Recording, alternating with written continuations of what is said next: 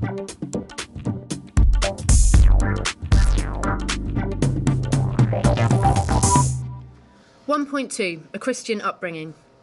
When parents decide to have a child together, it's just the start of a lifetime of decisions. If you are religious, you will need to decide whether to bring your children up as religious too. For most Christians, the decision is easy. Because they promised to bring their children up in the Christian faith when they got married, they feel that they have made a promise to God and should bring their children up as Christians. Bringing children up as Christian involves taking them through the sacraments. A sacrament is an outward sign of an inner belief, like a rite of passage in which Christians can show what they believe through outward actions. The Christian sacraments include baptism and confirmation, as well as Holy Communion.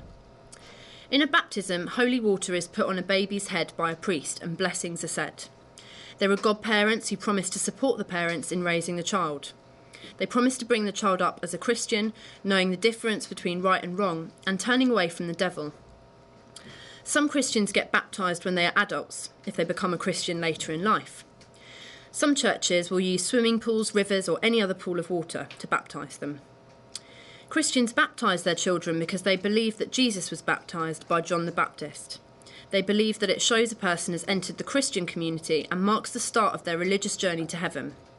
It is, as we have already discussed, one of the sacraments that Christians try to complete.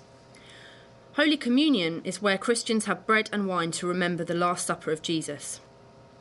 This was where Jesus had a Passover meal with his disciples, or followers, before he was crucified. Christians remember this each week, and when children are old enough, they do the same. Confirmations are where a person reaffirms their Christian beliefs. Because most Christians were babies when they got baptised, it is important that they say what they believe in when they are old enough to know what they are saying. Throughout their lives, children are also taught to pray, and most people around them believe in God, so they are likely to believe the same thing. If they only hear positive things about God, this will usually encourage them to have a positive outlook on religion.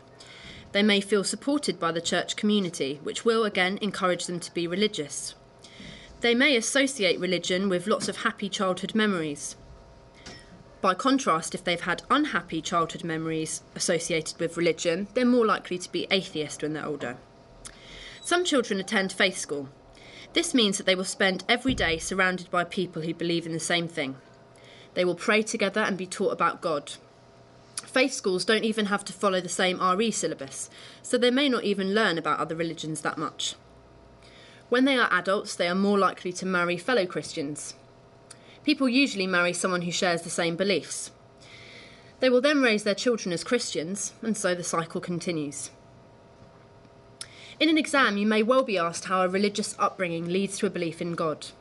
You should go through some of the specific examples and explain how sacraments like baptism, confirmation, and marriage could reinforce a belief in God. You could explain how going to church and attending a faith school will mean that people are surrounded by positive religious attitudes and will be encouraged to believe in the same thing. A slightly more difficult question may be about why people choose to bring their children up as religious and why atheists do not. You could mention the obvious, i.e. that if parents believe in something, they want their children to have the same ideas. If an atheist thinks there is no evidence for God, then that is the idea that he will or she will want to spread to his children, or her children perhaps.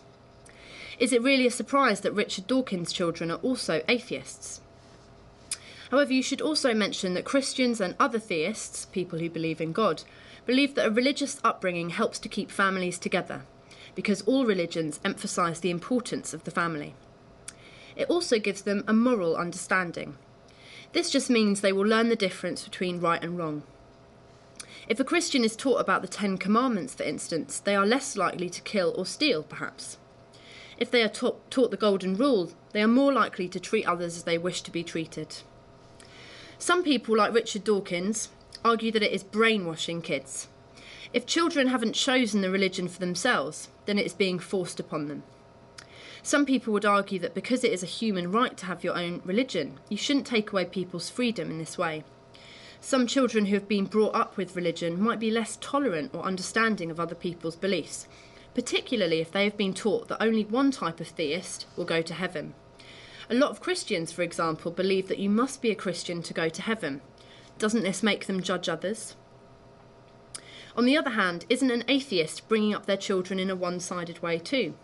You could argue in your exam that actually all parents tend to force their ideas on their children, some in more subtle ways perhaps, but children still usually end up with their parents' ideas. So to summarise, you should learn what the sacraments are, how they lead to a belief in God, why some parents choose to bring their children up as religious, and why some people would disagree.